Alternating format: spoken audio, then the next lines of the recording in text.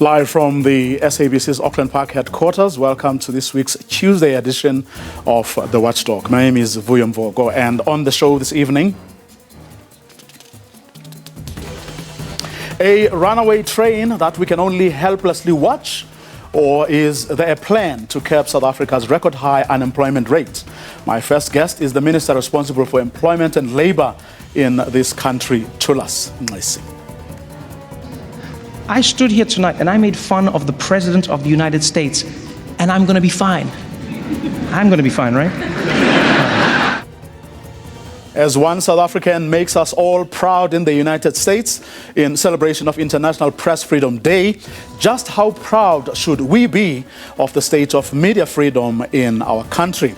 Our panelists weigh in. All that and more coming up in tonight's episode of The Watchdog, which starts now.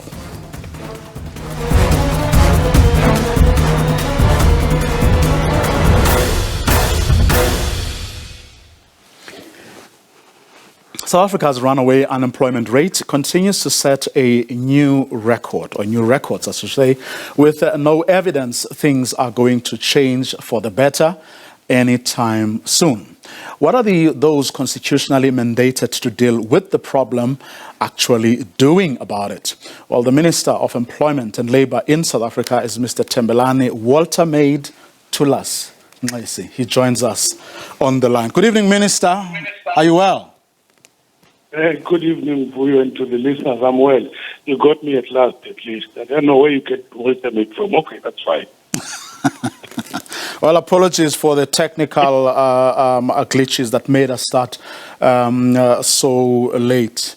I had interesting conversations last night before I get to unemployment. Just your erstwhile colleagues, Zingiswa Losi, Zwelinzima Vavi, were talking about May Day. And it was interesting that they all agreed with what people who had spoken to some of my colleagues were saying about whether we should, or there is anything to celebrate, particularly this year, on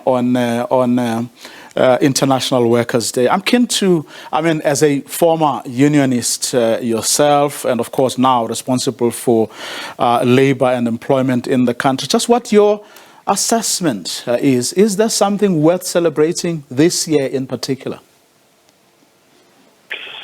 Well, Vuyo, we must agree when we look at the statistics as presented by Statistics SA, that an all-time high unemployment of 35%, or others are saying an extended one up to 46%. Affects mainly the young people, and indeed, this is a catastrophe for the whole country. And both in terms of what we would call the productive potential and consequent increase of poverty and inequality. Yes, the workers yesterday were celebrating a lot of gains they have received. But when it comes to job losses, there isn't much to celebrate. Unemployment is high. But it's good that we put this in context for you.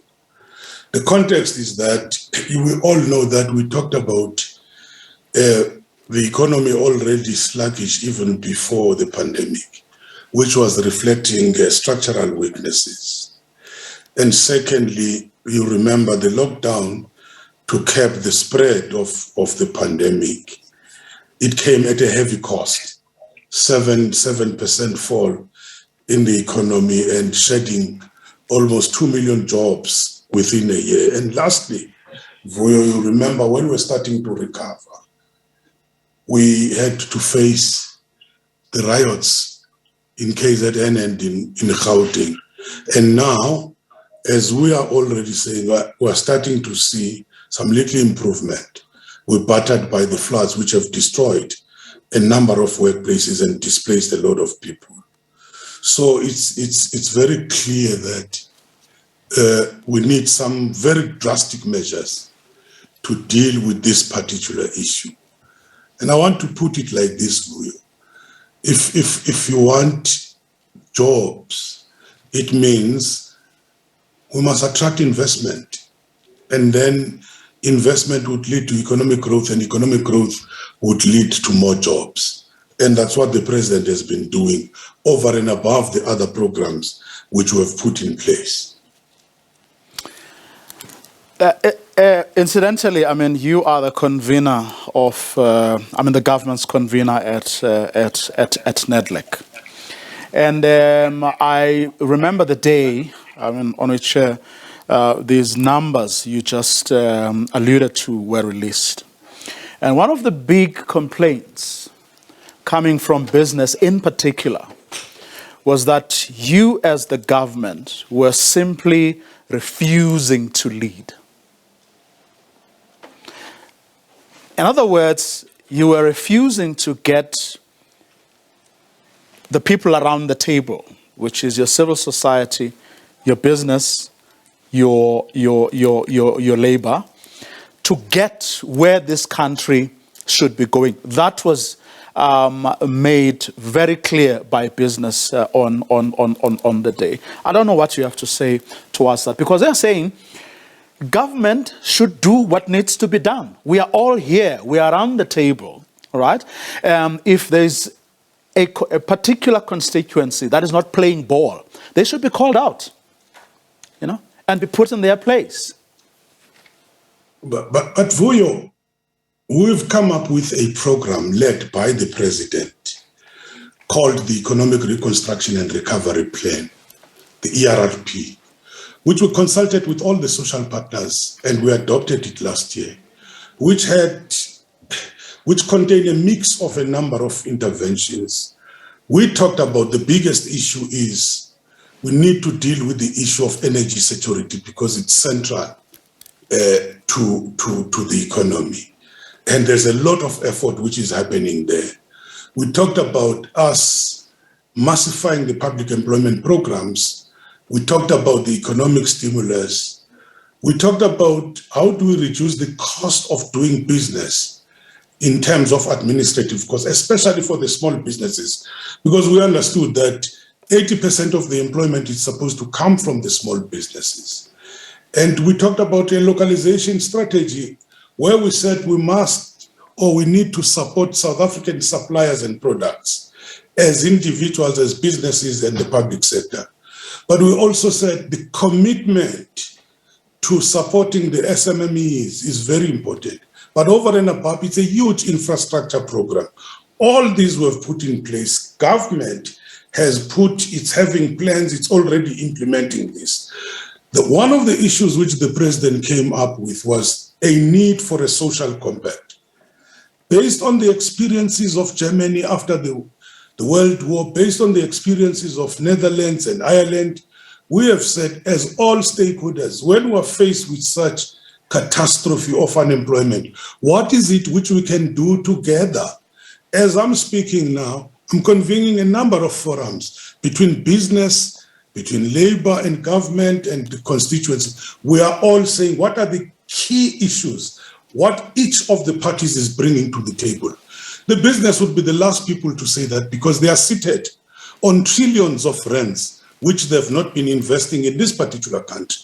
But have you called them out? Have the capital. Have you called them out? Yes, those are the issues which we're discussing with them. We have forums, what we call the 3 aside with the business. We have a 7 aside even before we go into the larger forums, where we're trying to deal with the issues, and all the issues I've mentioned. We are giving the reports on how far we have gone, and we're still going to go that. But I think what is very clear is that all of us, instead of a game blame, we just need to come together and say, how do we implement fast, and how do we do something very, very radical? And we think that the infrastructure we've talked about, the public employment, which has given as a temporal measure more than 800,000 young people the opportunity to be teacher assistant, curriculum assistants, and so on, have done a lot. But remember that to do these things, it's not going to be an event. It is a process which we must follow. And also remember, Vuyo, we're talking about the president has been able, through the investment conference, so far attracted investment pledges of around R1 trillion. And a third of these pledges have already been realized. And the implementation is continuing, but it's going to take time that we see the results of that when we're talking about infrastructure and all these programs. Well, before I get to what you have to show for what you're saying is already in place, I mean, implementation is going ahead. I just want to touch on maybe one or two things that are within the purview of government and for which you are being criticized, because people just don't think that you're doing enough there. Starting with the energy security situation. I mean, we've seen what, ESCOM has been doing. And right now, no one seems to be convinced that we are, in fact, going in any meaningful direction at all. What do you say to such critics? We think that even dealing with that, it's going to be a process. The fact of the matter is, our infrastructure is old. That's why we see a lot of problems with the various power stations. And I think ESCOM is dealing with that. The fact that we have allowed for the private sector to come and play a role in terms of the IPPs, it's also going to be a process. And Minister Mantashe was talking the other day that we have opened, but the take-up is very, very slow. There are certain issues which are relating to what I'll call environmental assessments which need to be dealt with. But we need to reduce the number of days on how some of these things have to be processed in the legislation. We've been talking about how do we do that so that this program can be implemented very quickly. But I think ESCOM is hard at work to try and correct the wrong things which are there, and trying and pull even more from the private sector, those who can be able to afford. Like I was saying, these things are not just an event; they are a process, and I think we're going to succeed in terms of turning around. And you are correct. Energy security has disappointed a lot of people, but as government, we are having our hands on deck now in dealing with that particular issue. And you are happy with what you're seeing and what we're experiencing so far? Of course, we cannot be happy. We cannot be happy until we have all the lights every day. We don't have the stop and go. We don't have what we are experiencing in terms of load setting. But we're doing everything to ensure that we secure the energy in this particular country. There are even other measures. You're saying also that, you are committed to supporting SMMEs. A lot of them will tell you that rings hollow given their experiences. If anyone, it is actually government entities, departments, agencies that are not paying them on time or often not paying them at all. Hello, Vuyo. Yes, I can hear you, Minister. Your question, you're talking about SMMEs. I got cut there. Yes, I was saying your claim that you are committed to supporting SMMEs rings hollow. Many of them are complaining about you not paying. In fact, your own records, if you look at the last report of the Public Service Commission, this was one of the issues that was raised, that government entities are not paying SMMEs on time. Some are not paying them at all, and yet thus killing them. Well, there are a number of reasons. Most of the department now are up to date in terms of the payments. Yes, there will be those who are not, but there are a number of reasons why it's like that. Amongst other reasons, we have a PFMA, which has to be followed. And we have to be very strict that every documentation, if every documentation has been submitted, everything, it's up to scratch. There's no reason why people should not be paid. In some of them, you find outstanding documents, and the government officials cannot simply pay. And there is monitoring now by monitoring and evaluation to check if the various departments are paying and what are the reasons. So on that one, we are coming up to scratch. And one of the things which I must just add to this, we've been talking about the administrative burden, which is affecting a number of the small businesses.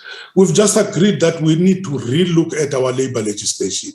How do we ensure that we make it easy, we put easy procedures for these small businesses who do not have money to rush into the courts to do this when they have to comply with a number of what I would say requirements which are in the LRA. We're looking into that as part of the social compact so that we make it easier for the small businesses to do business in the country. So it's a package of measures which will be looking under the social compact, which we have been talking about.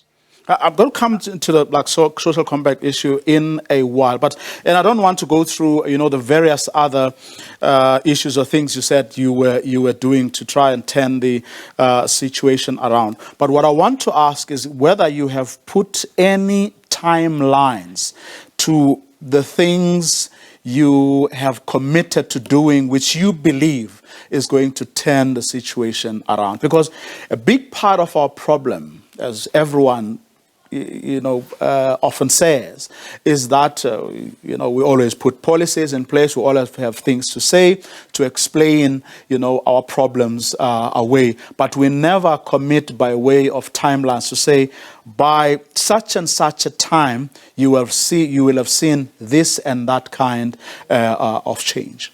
Have you done that, or have you at least begun to do that? The various departments have been able to put the various timelines in terms of their projects. And remember, some of the projects are short-term projects. Some of the projects in the infrastructure are long-term projects, but they've been able to do that.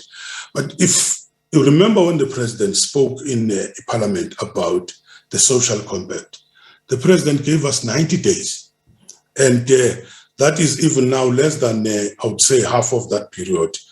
At the end of 90 days, we must be reporting to the president on what we have come up with as labor, as business, community constituencies, and the government. So on the social compact issue, which are the short-term issues, we have been given 90 days. So there are clear time frames, even on the other programs which are run by the different departments. There are time frames by when they should deliver that. But remember, if you're talking about the infrastructure, you don't rush to implement. You do proper planning, because in many of the infrastructure projects, when I was at Public Works, we realized that rushing to implementation without thorough planning, then it leads to problems when it comes to the implementation. So we've mobilized a lot of technical skills. Some have been mobilized from the private sector and under the infrastructure unit, which are dealing with all those issues, in order to be able to say, as and when we implement, we must be able to run. We don't sit with problems and so on. When the president spoke about these social compacts, he also said that all the constituencies should be clear about what they are prepared, willing, and able to sacrifice for whatever you reach, at the level where these decisions will be reached. Have you been? Are you able to share with us what the government, in particular, we can get their other constituencies to speak for themselves, has put on the table as something you are prepared to sacrifice for this social compact to be agreed to, and what you think that particular contribution is going to make or going to unlock, that which up until now has been one of or some of the big factors that are making the goals unreachable. If you listen to a number of issues which have raised under the RRP, it's what government has to implement. And also, we have talked about sacrifices from all the sides. As government has been able to release massive resources towards what we call the employment stimulus, even cutting some of the programs from almost all the departments in order to go to the area of employment. And government has gone to the extent of re-looking at some of what you would call the bureaucracy, which is frustrating the people. And I think the issue here, when you're talking about employment, you're talking about, do you put more resources on the employment, or do you put more resources on the increase of the salaries of those who are employed? This is the big debate which we're getting into, which is to say, on both sides, we have to sacrifice. You know, from a very long time, almost 4 years now, the increment for the top management, including the public office bearers, has been stopped in order to say, well, let's use those resources somewhere. This is the debate which we are having with the trade union movement. This is the debate which we're having also with the business, where they must not just see themselves as beneficiaries of what government should do. And government has said part of that is to intervene when there are market failures, which means as much as we expect the private sector to create jobs, but equally the government has to invest more on the job creation, invest more on the parastatals, so that they can also be able to create jobs. These mass public employment programs, which we are talking about, we've cut budgets from almost all the departments in order to help the young people. Right there, Minister. In fact, I'm going to play something that Zingiswa Losi said, which, okay, you'll hear from what she has to say.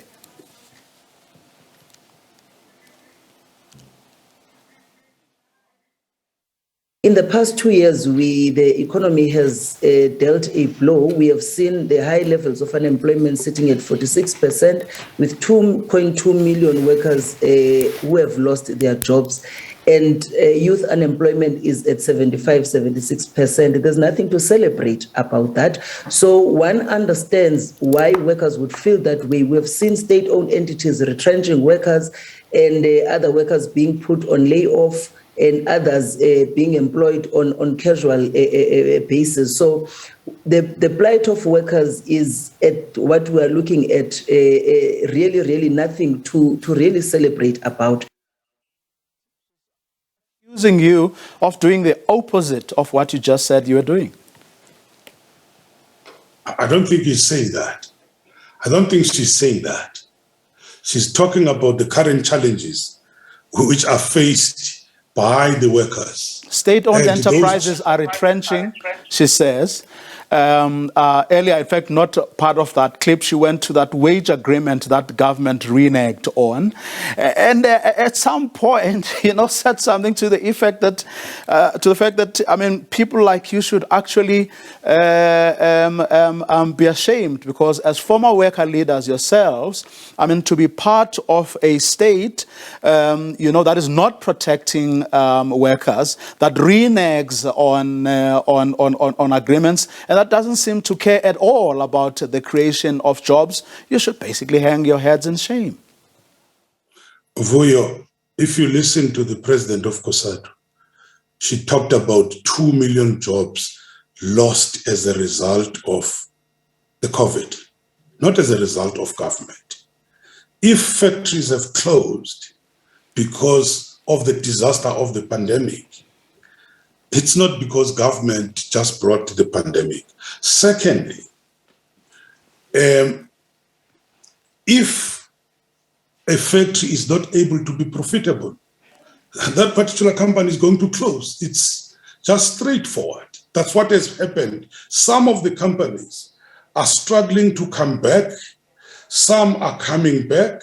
There have been various stimulus which has been given, or some grants to help those companies to come back. There's Productivity South Africa, an entity which is helping some of the companies in order to try and preserve the jobs. But unfortunately, we all know that the economy collapsed. And you also know were almost on recession prior to the pandemic. But also the issue of the public sector wage. It was a 3-year agreement. 2 years of that were implemented. The last year was not implemented. And you know, the reason is simple. When we were faced with hard economic times starting from 2020, would you be able to expect that the government will have all that money? The government didn't have that money. By the way, it's not about me as an individual. It's a collective of government which deals with these issues. So it's not because government just wanted to renege. But we've almost passed that era now, because we went into a public service summit, had discussions, did the assessment, and came to a conclusion that part of the problem of the collective bargaining in the public service tends to follow the budget instead of going parallel to the budget so that it can inform the budget. And the negotiations were starting this year. We want that to go parallel to the budget so that we can be able to inform the budget. And the Minister of Finance has made himself available to engage with the trade union movement. So the issue then that we didn't pay and we ended up in court. By the way, if you look into your papers, the government at the court was a respondent, didn't run to the court. We were a respondent where we've been taken by some of the unions. How much time should South Africa's young people, 66.5% of them unemployed, as in the fourth quarter of last year, how much time should they give you? I am not sure, but all I know is the efforts, some of them are going to be short-term. They will bear fruit in the short term. Some of them will be in the medium term. Some of them will be in the long term. It depends on how the economy is going to be growing. So it's a process. It can take a year, 2, 3. In some instances, we're talking about how far we do D by 2030 in terms of dealing with this particular high unemployment in the country. Before I let you go, I have to ask you about the Edwin Sodi matter. Do you have anything to say around that? And the 45,000 rands that was allegedly given to you? I thought I explained myself on that. And I thought that I told the public that 30,000 was given to 2 kids. And it's true that I was fundraising, talking to a number of people. And 15,000 was given to another kid, a former general secretary's kid. And all those monies were paid directly to those schools where they are or where they were studying.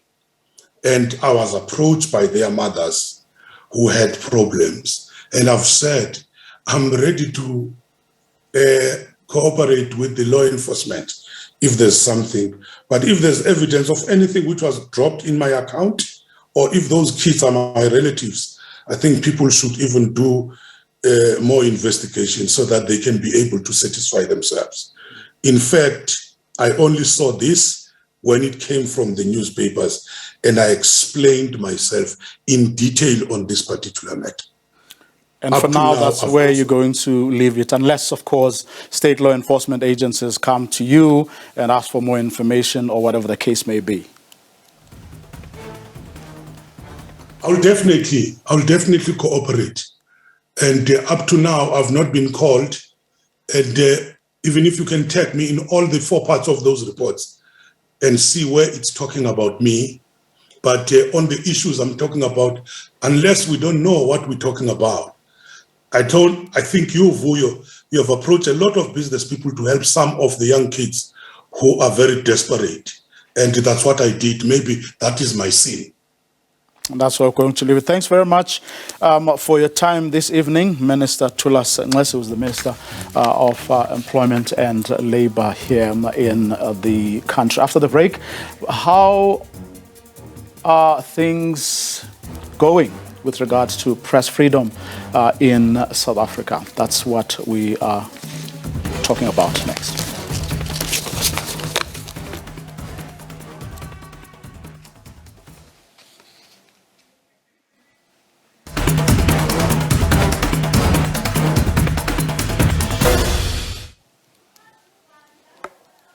Well, many of you would have seen Trevor Noah videos doing the rounds as the United States was celebrating World Press Freedom Day. Of course, the question we are asking today being International Press Freedom Day, is just how we're doing as a nation on that front. And to help us do exactly that is William Baird, who is a director at Media Monitoring Africa, as well as Hassan Logat, who is from the People's Media Consortium. Gentlemen, good evening. Thanks very much for your time. First, I must start by apologizing. We started the show very late. We had some technical glitches, so that's why we're coming a little late to this interview. Let me start with you, William.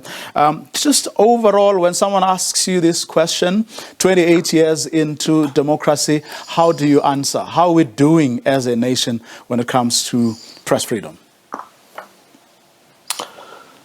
Well, relative to a lot of other so-called developed nations, we're doing pretty well. We've established some excellent legal precedents. We've established a lot of proof and through evidence. Thanks to our media, they've been able to expose any number of stories of corruption issues. Thanks to them, the whole issue of state capture has been corruption. Interesting term, has been exposed. So on a number of parameters, the media have done pretty damn well for a very new democracy. We've seen our SABC go through cycles. We saw it in the early days of democracy start off really well, and then it went on a sharp downward decline, bottoming out, I think, and probably the lowest it's been in 2016 under Hlaudi Motsoeneng and the then SABC board and the minister Mutambi. Since then, we've seen the SABC regaining its credibility and asserting its independence. And those are really, really good signs. If you look at globally around the world where media have higher levels of trust, they tend to have a properly functioning public broadcaster. So, by no means are we doing a wonderful job in all respects. There's still many challenges, but I think that we can and should be really proud of the fact that we have an independent media sector, that our media are there.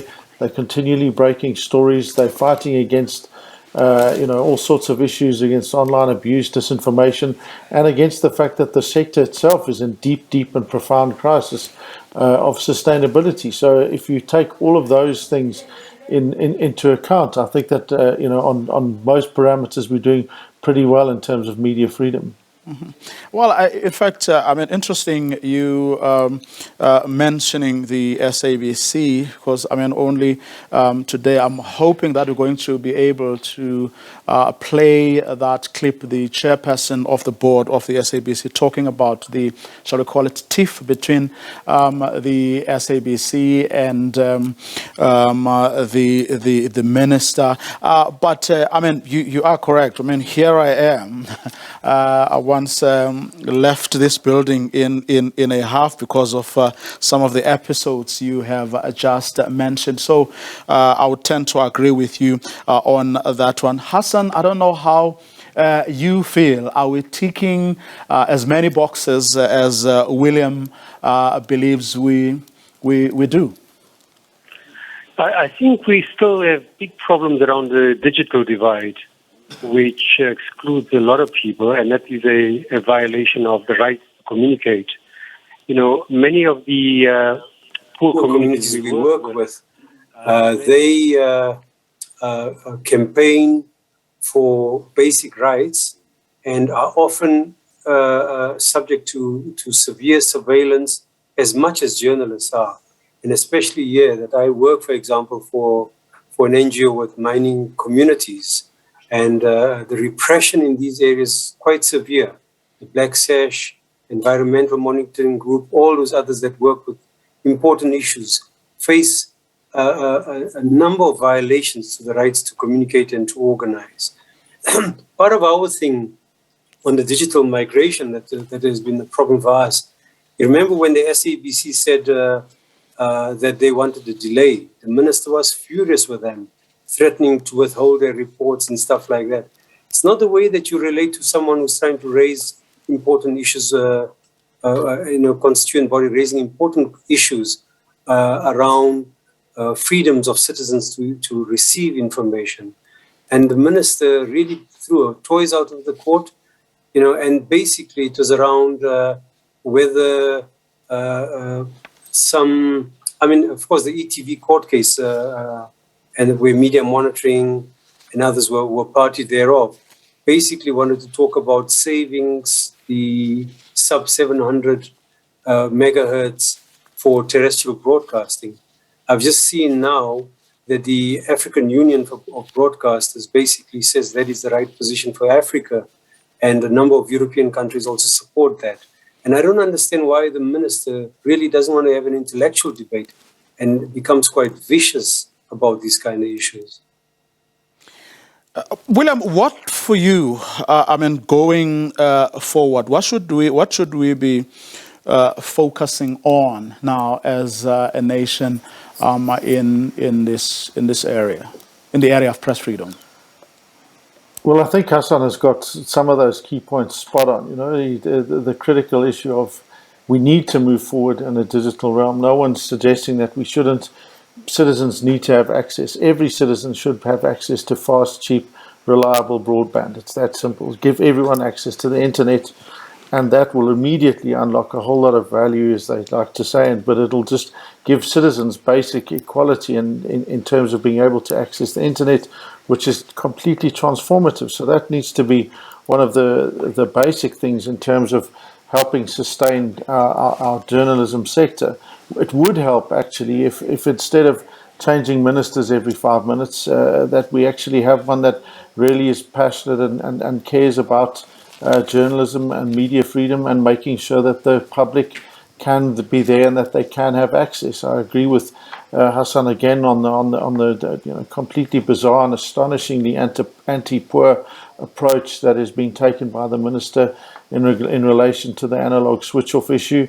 It was certainly it was certainly a blight on this SABC board's assertion of its independence for them to apologize in that way. But again, I think that looking forward, what we need to be doing is saying, well, how do we make sure that we protect the independence of the SABC? How do we make sure that we continue to assert editorial independence, protect journalism, celebrate the incredible work that community activists that Hassan referred to again, but also local community journalists throughout South Africa in all sorts of areas. They need support, and we need to recognize their talent. We need to protect them, and we need to be working at ways of making sure that their ability to do their job is safe and sustainable, because without them, we don't have a democracy. It's that simple. So a lot of it depends on making sure that we say, our public broadcaster is on the way up. We need to make sure that it's protected. We've just heard the appointment of the new group executive head of news.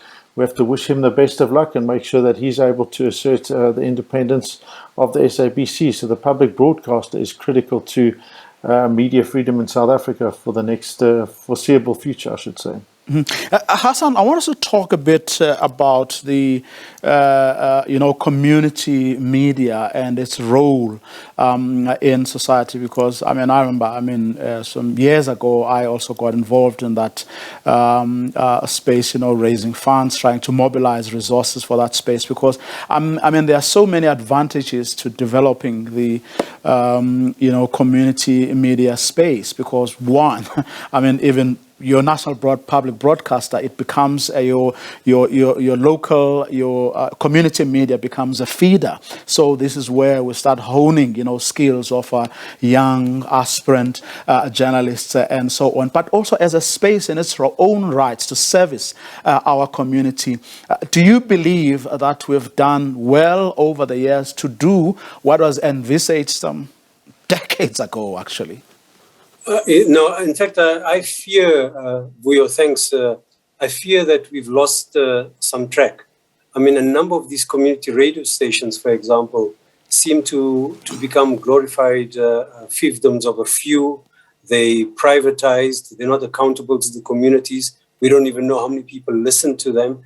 And it's part of this discussion that People's Media Consortium is very, very interested in, is how do we revitalize that? What is the support we can get from the MDDA and such government bodies? And they seem to have been really, really missing. And I also agree with you, Vuyo, and that there's no competition between what people do in communities. You know, even social media, I mean, with all its shortcomings, the public media can pick up and ensure that the stories that are articulated on the ground are subject to serious scrutiny, verified, and can help inform public about concerns of marginalized groups. It doesn't mean that everything that happens in social media is good, but equally it is not all dumb. But the trouble is that when people feel pushed out of their views being articulated to a public platform, they simply veer towards any demagogue on the ground. So clearly, how do we harness these different voices? And the SABC becomes the expression, for example, of those voices that speak not only for the elite interests. The public broadcast is a great equalizer in that regard. You cover issues of importance that will often be ignored by those who are purely commercial. William, I'm just curious to know, just from your vantage point, is the problem with regard to your community media in particular is that legislation doesn't go far enough, or there's just no willingness, political or otherwise, to actually fully develop this sector? Is it a question of resources, the more competition to all manner of broadcasters because of how your social media has developed? Have you been able to put a finger on it? Look, I think it's a range of complex factors. Frankly speaking, we've seen the MDDA itself going through all sorts of turmoil. I think just recently there's been some other news around suspension of senior staff there. We know that under the era of state capture, there were deliberate efforts made to use the money there, plus the resources that are made available to the MDDA because of the kind of progressive downward trend in relation to print media in particular, who used to be some of the biggest contributors to the MDDA as a funding resource, have been dramatically cut. So you've got less funds going into it. You've then also seen a crisis of leadership because of the scarcity of resources. You've seen, things like the National Community Radio Forum going from one crisis to the next. You've seen Association of Independent Publishers doing a lot better with tiny amounts of resources, trying to rebuild, trying to make sure that the critical work that their sector fulfills is recognized. And for them, the people that are there in those communities, they're in this impossible scenario, because if you're a small commercial newspaper, you're saying, well, we have to move to digital because that's where everyone's going, and indeed more and more people are going there, but we can't move to digital because you can't make money from digital. So they're in this complete double bind where they know they have to be on digital. They're expected to have the resources to be on digital, but they can't because the economic model just isn't there in large part, because they rely on that thing of advertising. So some of it is about that broader crisis that is facing our media, that isn't only unique to a small community or commercial media.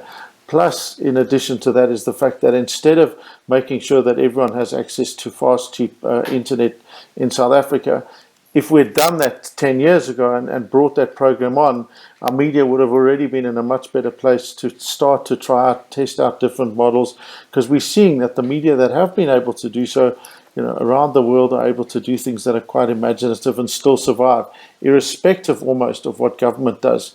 Again, in support of that, then you've also had periods where the public broadcaster, which is traditionally one of the grounds where a lot of community media people would go and they'd cut their teeth in community media sector and then move up into public broadcasting because of the crises that our public broadcaster has been going through. That's also been particularly undermined. So you've got it's a very, very difficult place for media to be in. But again, most of the people that are there, we need to really applaud them, because almost all of them do like 10 jobs, and they do things because they tend to believe in it. They're not in there for the money. They're there because they're trying to make South Africa a better place, report and hold people in power accountable. Well, I'm hoping that sooner rather than later we'll be able to explore, these issues in much greater detail. But special thanks to both of you, William Bird and Hassan Lobert. And that's our show for this evening. Do join us again tomorrow night, same time. Have a good night.